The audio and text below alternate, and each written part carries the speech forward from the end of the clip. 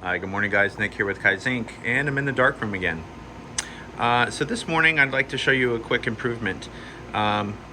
So this is our eco rinse. After we wash out our screens, we apply compressed air. As you can tell, it gets probably loud in here. So have an idea.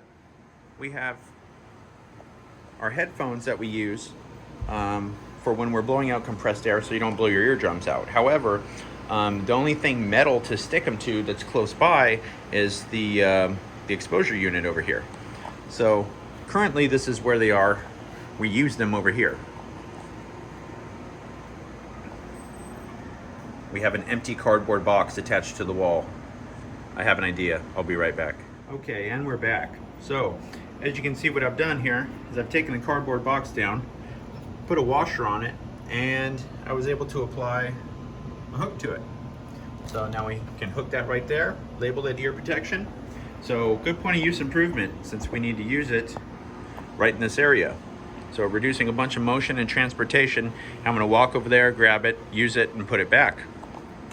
Thanks, guys.